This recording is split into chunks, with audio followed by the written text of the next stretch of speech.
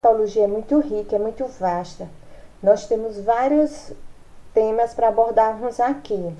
No entanto, existe um exame que pouco se fala e se foi solicitado que fosse incluso na disciplina de hematologia. Como, graças a Deus, eu tenho uma boa experiência em laboratório há mais de 20 anos, resolvi aqui abordar com vocês. Até porque é uma carência enorme de profissionais que dominam esse tema. É um exame que não é frequente, que são poucos laboratórios que executam. É o espermograma. Quando a gente fala em espermograma, muitas perguntas surgem. Dentre elas, se pergunta: o que é? Quando é solicitado? Como deve ser colhido? Então, essas perguntas, hoje, eu quero deixar bem clara para vocês que estão inseridos em laboratório, independente da área que possam atuar, mas que, acima de tudo, sejam excelentes técnicos, principalmente que estejam envolvidos na coleta. Então, hoje, eu quero que vocês saibam o que é o espermograma. Quando é que ele é solicitado e como deve ser colhido? Isso é fundamental, tá, pessoal? Para vocês que são técnicos, que estão inseridos em laboratório de análise clínica.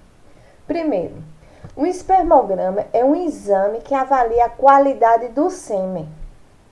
Quando se fala em qualidade, já vem na nossa mente o quê?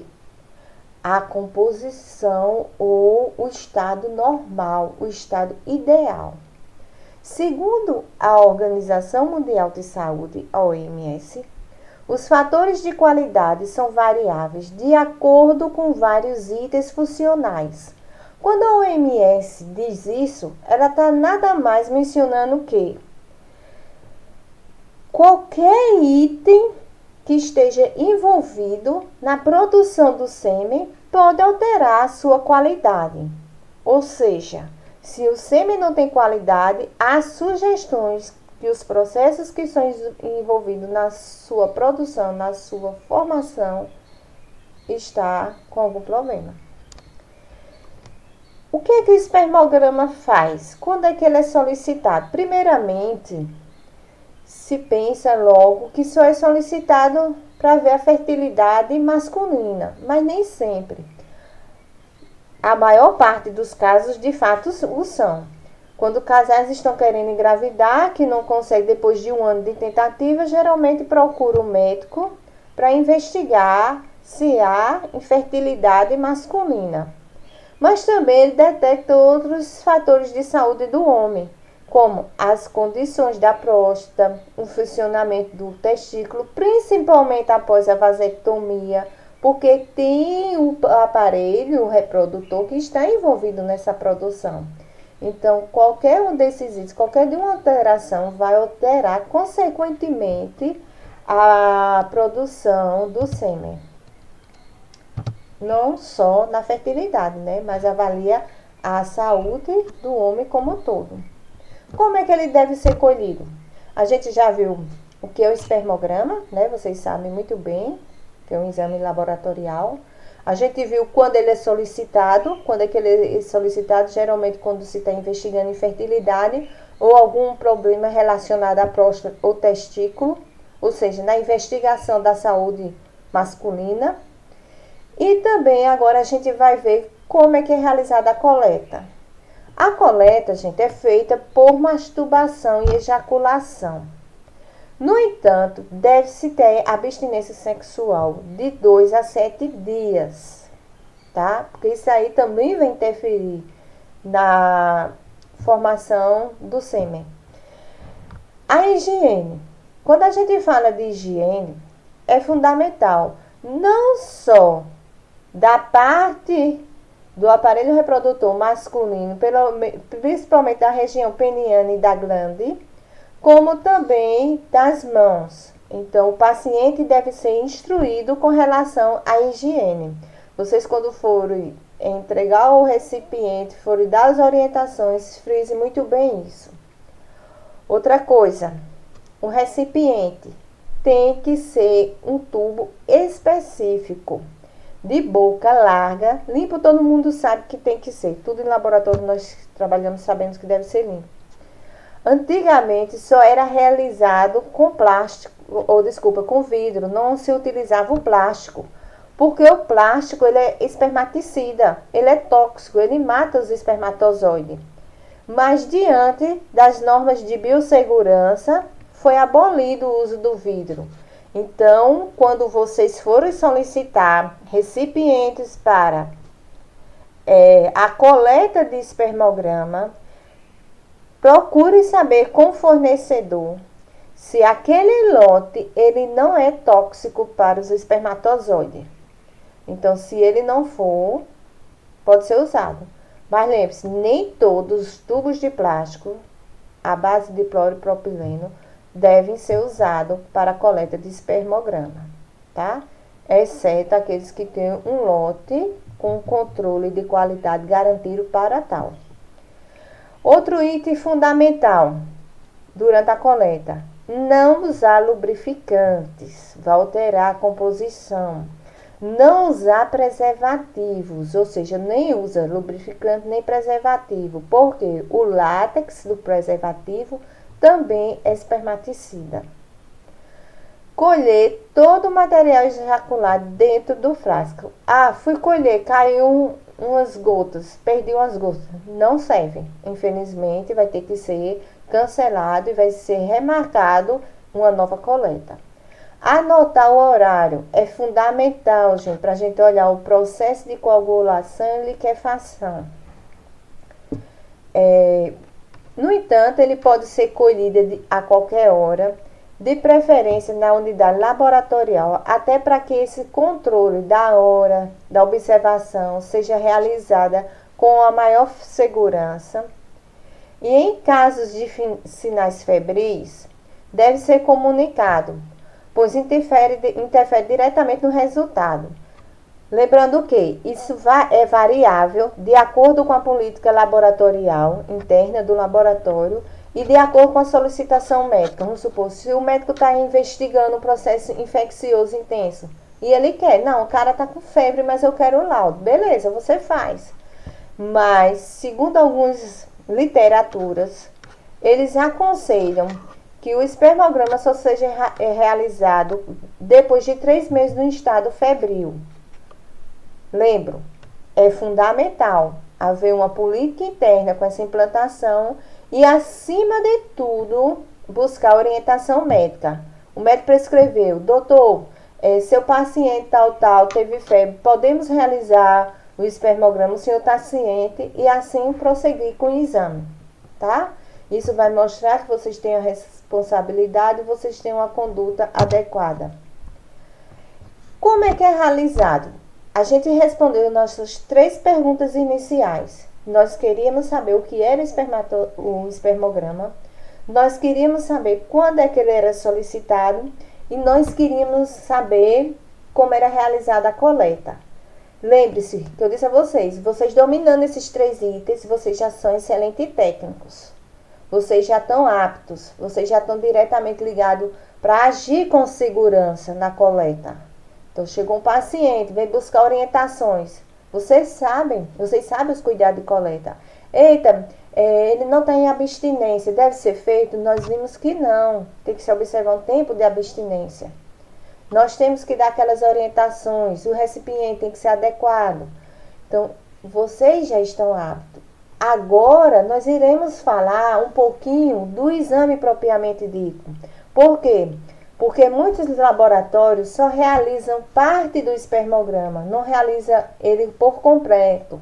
Muitos só fazem a parte macroscópica, outros não, realizam a parte macroscópica e microscópica. O que é que a gente pode realizar dentro do espermograma? A gente não só pode realizar a avaliação macroscópica, como a gente pode realizar a avaliação microscópica e bioquímica também. Dentro da avaliação macroscópica, nós temos a avaliação das condições físicas do sêmen. Na hora que você pegar ali, você já está visualizando o volume, a viscosidade, a coloração, a liquefação e o pH. Isso são tudo feito microscopicamente ou macroscopicamente. Microscopicamente, A gente vai observar o quê? A concentração de espermatozoide, a motilidade total e progressiva, a vitalidade dos gametas e sua estrutura, a contagem de leucócito no esperma, que são nossas células de defesa, assim como também as hemácias também é realizado. Como é que é feita essa avaliação microscópica? É só para vocês terem noção, pessoal. Essa avaliação microscópica pode ser feita com processos manuais, né, levando a microscopia na câmara de Neubauer e assim sucessivamente, como também pode ser feita utilizando um aparelho. Existem aparelhos hoje que já lhe dá, você pega o esperma, preenche a pipetazinha dele e ele já vai te dar essas concentrações. As provas bioquímicas geralmente são realizadas quando solicitada pelo médico. Tem a frutose, tem o zinco, dentre outras. Se o médico prescrever, também é realizada, tá? Espermograma. Interferentes que alteram o sêmen. É importante vocês saberem que algumas condições podem interferir na constituição do sêmen. Dentre elas, problemas na próstata, que é avaliado pela viscosidade e o pH. Se o pH estiver ácido e a viscosidade elevada, vai sugerir ao médico que está ocorrendo uma alteração prostática. Então, isso é importante saber avaliar. Alguns medicamentos também alteram nos resultados, como os hormônios femininos e masculinos, estrógenos e progesterona. Alguns quimioterápicos, alguns antibióticos, até as próprias sulfas alteram. Outras drogas também podem alterar, como a maconha, o tabaco, a cafeína, o álcool e a cocaína. Então, isso tudo a gente tem que levar em consideração. Se o paciente estiver exposto à radiação, a pesticidas e espermicidas, também vai interferir. Se o paciente estiver ejaculado há vários dias, se estiver estressado e doente. Então, são N fatores que irá interferir e irá alterar o sêmen. Quando a gente está realizando o exame, existem avaliações. Lembra que eu disse a vocês que era importante que a coleta fosse realizada dentro da unidade do laboratório. Para tanto, o laboratório deve ter uma sala específica, um ambiente apropriado para essa coleta. Porque existem determinadas situações que devem ser avaliadas na primeira hora. Então, se o cara mora distante, quando chegar já perdeu a avaliação daqueles itens que são fundamentais para o espermograma. Um dos itens a ser avaliado entre os 30 e os 60 minutos é a avaliação da liquefação e a aparência do sêmen, a medição do volume, o pH do sêmen. Aqui eu coloquei se necessário, mas para você dar um espermograma completo, com baseamento, você tem que liberar o pH. Não tem como você liberar um espermograma e você não colocar o pH. Isso é um exame, sinceramente, que vai deixar a desejar e muito. Realização de uma preparação úmida para avaliar a aparência microscópica, a motilidade dos espermatozoides, a diluição necessária para a avaliação dos espermatozoides. Tudo isso tem que ser feito na primeira hora. Avaliação da vitalidade dos espermatozoides, se a porcentagem de células móveis é baixa ou não. Isso tudo vai fazer parte do laudo. Realização de esfregaço do sêmen para avaliar a morfologia espermática. Realização de diluições do sêmen para avaliar as concentrações de espermatozoide. Avaliação do número de espermatozoide. A realização de testes de reação mista de antiglobulina, UMAR, se necessário, quando prescrito, ou se a própria política do laboratório já determina que seja realizado. Avaliação das células positivas para peroxidase, se as células redondas estiverem presentes. Preparação dos espermatozoides para teste de imunoglobulina, se necessário. Quando eu digo se necessário, se o médico prescreveu ou se a política do laboratório já determinou que deve ser feita. A centrifugação do sêmen, se os marcadores bioquímicos forem analisados. A solicitação de cultura, porque muitas vezes o médico pede o espermograma e a cultura. Então, após as avaliações ideais, você tem que encaminhar esse material para a microbiologia e mantê-lo em condições ideais para isso. Mas quando a gente fala em espermograma, muitos termos vão ser liberados no laudo.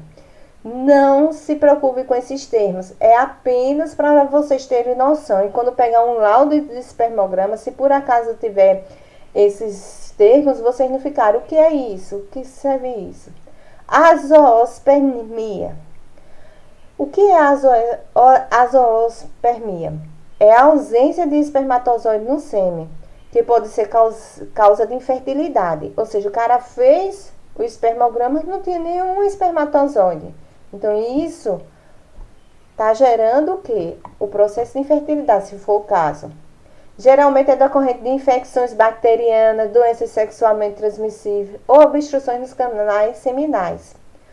Oligospermia é a baixa concentração de espermatozoide por ml, muitas vezes também originada por infecções do sistema reprodutor, varicocele, doenças sexualmente transmissíveis. Como efeito colateral também de uso de medicamentos como cetoconazol ou iometrotraxeno. Então, existem N fatores que podem levar a essa alteração da oligospermia, que é a diminuição da concentração ou a baixa concentração.